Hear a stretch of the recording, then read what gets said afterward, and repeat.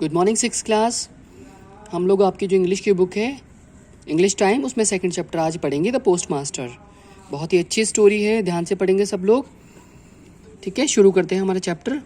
In the villages of Ulapur, in honour of an indigo factory had established a post office where the post master first took up his duties. In the villages of Ulapur, Ulapur नाम का एक district था, एक शहर था, उसके गाँव के अंदर in honour of an indigo factory, एक नील की खेती के जो मालिक था उसने एक फैक्ट्री लगाई थी, नील की factory. Had established a post office, उसने एक डाकघर की स्थापना करवाई थी। Where the post master first took up his duty, जहाँ पर पोस्ट मास्टर ने पहली बार अपनी ड्यूटी ज्वाइन करी थी। The post master belonged to Calcutta, जो डाकिया था, जो पोस्ट मास्टर था, डाक अधिकारी, वो कलकत्ता से संबंधित था।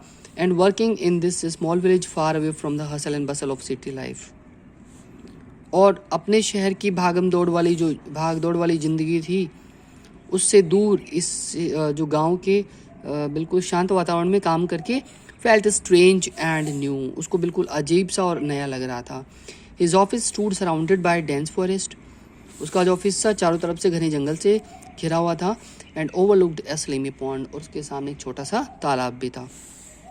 Although the postmaster attempted to write verses in mix with the workers at the indigo factory plantation, हालांकि पोस्टमास्टर जो था वो कुछ लिखने की कोशिश करता था, अटेम्प्ट टू राइट वर्सेस यानी कविताएं लिखता था, and mix with the workers eight the indigo plantation, और जो नील की खेती करने वाले जो मजदूर थे उनके साथ वो मिक्स होने की कोशिश करता था बातें करके, to while away his time, अपना टाइम गुजारने के लिए।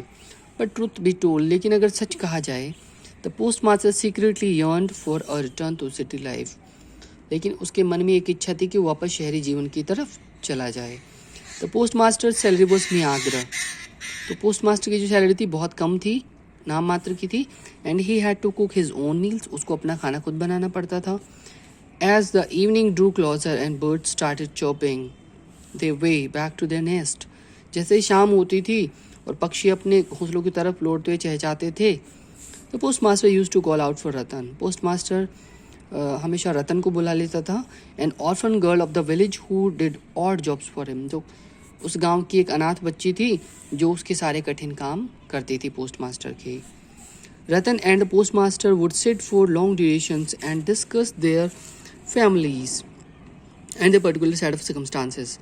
रतन और पोस्टमास्टर जो थे कई लंबे समय तक साथ साथ बैठे रहते थे और अपने परिवार के बारे में और अपनी परिस्थिति के बारे में बैठकर बात करते थे। Ratan had dim memories of her time spent with her parents, Ratan जो लड़की थी उसको अपने परिवार वालों की बहुत कम याद थी।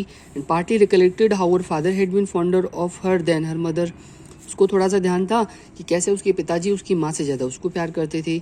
How she used to sit idly on the edges of a small pond flying fishing with her little brother, और कैसे वो छोटे से तालाब के साथ अपने छोटे भाई के साथ खेला करती थी, है ना, मछली पकड़ते हुए।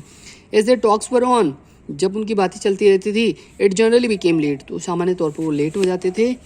And the post master allowed Ratan to put together a humble meal that both would share by the fire side, तो पोस्ट मास्टर रतन को एक खाना खाने के लिए बोलते थे, विनम्र उसको आग्रह करते थे, जो कि आग के चारों तरफ बैठकर वो खाते थे, शेयर करते थे। ठीक है, यहाँ तक हमने पढ़ लिया है, इसको हम कंप्लीट कर लेते हैं थोड़ा सा।